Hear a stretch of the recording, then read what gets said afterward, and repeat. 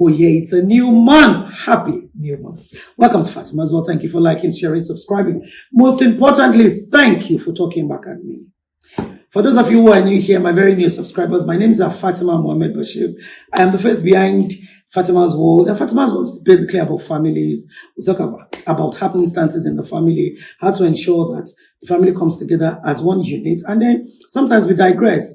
We go on social media, we talk about trending issues, we air our opinions, and we leave you, our subscribers, to air your opinion, and then we judge your Fatima's opinion is not final. Happy new month once again. Welcome to today's episode. Today, I would be talking about the obsession with humbling women. Hello, did you hear that?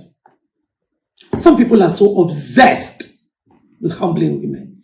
They want to do everything and anything to ensure that women are humbled. One of my mentors wrote something on his Instagram page a couple of days back, and he said that do not marry a strong woman only to want to bend her down in the name of marriage.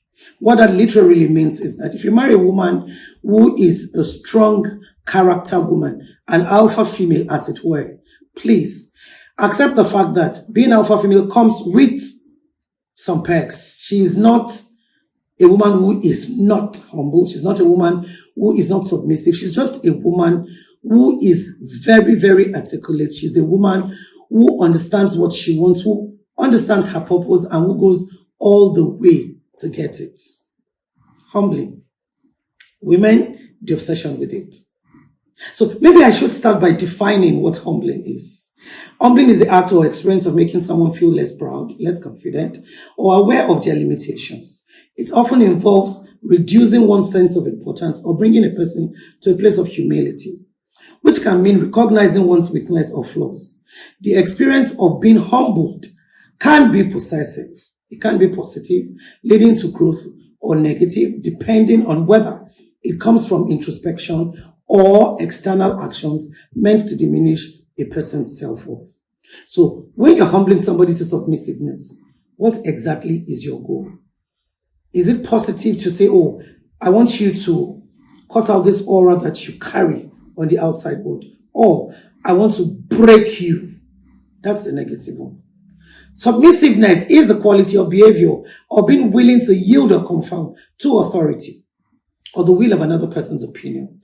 It involves showing obedience, deference, and often a willingness to prioritize others' needs or desire over your own.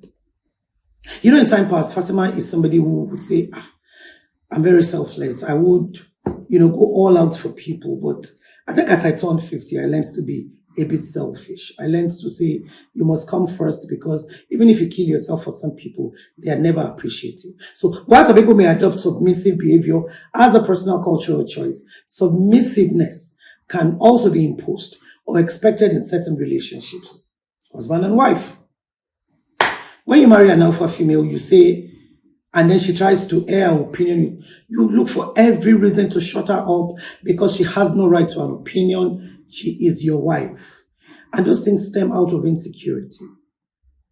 When those things are happening, the woman needs to go to a place of recognizing the fact that the husband is beginning to feel insecure of who she is or what she represents. So when people are expecting you to submit, submission comes naturally. You earn it. You don't demand for it. And then, the roles and social structures, it is often associated with compliance and passivity. But for some, it can be a conscious choice or even a form of strength, depending on the context. I said that Fatima is a very humble person, and it's a personal choice. Fatima doesn't believe in being proud. Fatima hates pride and the proud people. She can't tolerate them, and this is a matter of choice. It's not anybody subjecting me to pressure and saying, I'm going to crush you, I'm going to trample you under feet. It is just Fatima saying, this is what I represent. The issue of humbling women in Nigeria reflects deep-seated social, cultural, and religious norms that shape gender roles and expectations. In many communities, women are expected to uphold values of humility, obedience, and modesty.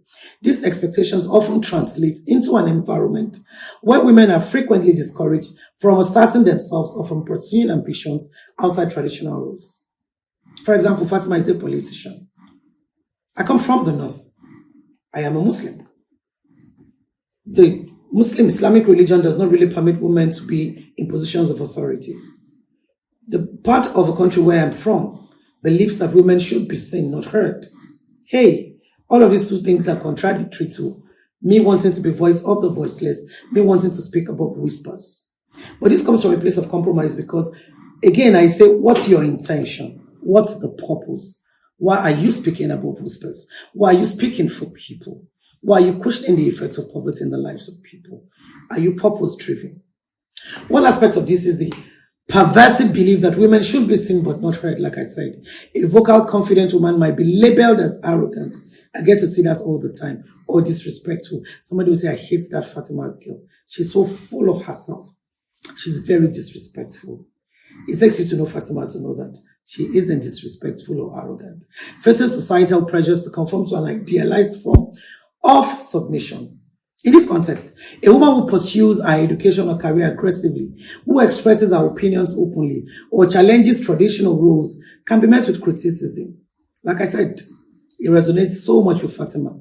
I've gone this route a couple of times. This stems partly from a cultural preference for quiet strength in women and from a conservative interpretation of religious values that promotes modesty and obedience. Marriage is another area where the humbling of women is prominent. Many young women face pressure to marry. You're pressurized into getting married early, and then you get married because you do not understand the intricacies of marriage. Even for people who got married very late. Marriage is an institution where you can never graduate from. It comes, things are new on a daily basis. And you're wondering, isn't this the person that I met? Is this not the person I've been with? Hey, marriage unfolds a lot of things. Once you pressurize them to get married and they get married early, once they are married, they are expected to prioritize their family over every personal ambition. What it means that once you are married, your family comes first. We don't care what you are. You have to throw in what your beliefs are, what your ambitions are. Kill it. Serve your husband and your children. You don't have a right to a life. The concept of a virtuous wife often includes being accommodating and sacrificing personal desires to maintain harmony in the household. How sad. It's just the women. Sad. In some cases where women are successful, there's sometimes a concerted effort by family or community to bring them down. Ensuring that they do not forget their place. Again, I go through this all the time. It resonates with me. Well, in religion circles, especially Islam in northern Nigeria, it plays a significant role. Through interpretations, a lot of interpretations vary, sadly enough. While Islam advocates for mutual respect and fairness between men and women, cultural practices often intertwine with religious beliefs. It happens all the time. Islam is a religion of peace. Islam is a religion of fairness, but we have cultures from where we are. So the cultural inhibitions finds its way intertwining with the religion, and then it tends to interpret a lot of things differently. This has led to a dynamic where religious justifications are sometimes used to enforce behaviors that stifle women's voices or their ambitions. Sad. Education is seen as a double-edged sword for girls.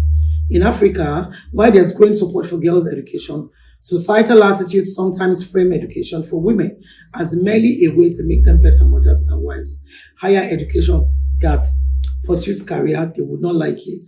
Anyone that could elevate a woman's independence are often seen as threats to traditional gender roles, leading to discouragement from family and community. We are still talking 60 days of activism. This is still our week. We're clamoring, we're shouting, we're saying, we're lending our voices, let us talk. So, despite these barriers, there's a growing movement among women and allies advocating for a shift in these dynamics. Organizations focused on women's rights, social media activism, and influential role models are gradually challenging the narrative. Fatima is one of those who has dared to challenge the narrative. While there is still significant resistance, these efforts are opening up conversations about redefining women's role in northern Nigerian society. We have other women who are speaking about whispers. We have other women who are daring to say, we will change the narrative, and that's the way it is. Women are increasingly asserting that humility does not equate to subservience and are fighting for recognition and respect in all spheres of life. This is deep, right? Well, the situation highlights the need for a more nuanced understanding of humility and strength. We need to define it and understand it. The strength that we like is one that allows the women to thrive without feeling compelled to diminish their voices or their aspirations. It's been a very interesting time on Fatima's World today. Does this topic resonate with you? It does? Share it with others. Being humble does not mean that you should not have a life. You're a woman of valor, you're a virtuous woman, does not mean that you should be, silenced into becoming a second-class citizen in your home. Dare to speak up. Give whatever you're doing a name, a voice. Thank you for staying with me on Fatima's World this morning. Keep liking, keep sharing, keep subscribing. Most importantly, keep talking at me. I know a lot of you men are waiting to rush into my inbox. I'm going right there. Oh yeah, come. Elos Jojo. Thank you so much. Have a great day. Bye.